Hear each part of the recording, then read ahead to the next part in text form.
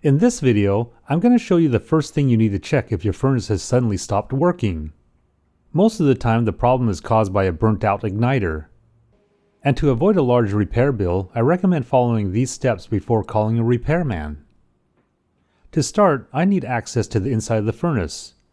On some models, the cover panels are held in with screws, but on mine, I can open it up quickly with the rotating knobs.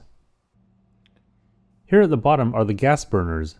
This Coleman furnace has 4 of them, and the location of the igniter is in the back and direct path of one of the burners.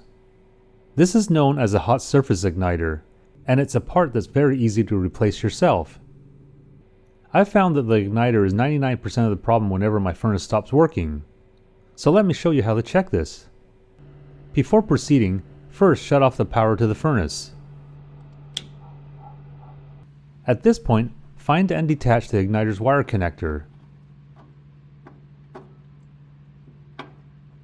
Now, it's safe to remove the hot surface igniter. Typically, it's held in with a screw, but sometimes furnaces might use a retaining clip. Once it's detached, gently lift it out. This igniter has been in use several years and it definitely shows.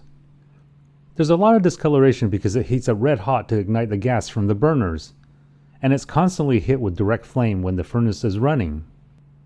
You can usually find a replacement model number on the connector or an attached tag on the wires. At the top of the screen you can see the brand new igniter versus the old one I just pulled out. When the igniter burns out, you'll clearly see a break in the filament and more discolorations. Here, my old one looks used, but it's still good. New igniters can easily be found on Amazon, but in an emergency, you probably can't wait for shipping. So I've learned from past experience to always have a spare on hand. And I'll list a few igniters in the description so it's easy for you to find. There's a slim chance you might be able to buy one locally, but the one time I tried that, the HVAC company said they only sell igniters to licensed contractors. To install the new igniter, just slip it into the opening in the back and secure it in place. A new hot surface igniter averages around $35, so it's definitely worth keeping an extra one on hand for your specific furnace.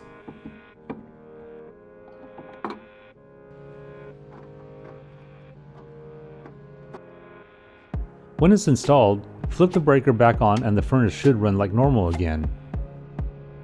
And one last thing, never touch the filament on the igniter with your fingers. The oils on your hand will cause it to overheat and burn out much faster than normal. If this video was helpful, please give me a thumbs up and hit the subscribe button to stay up to date on all my DIY videos.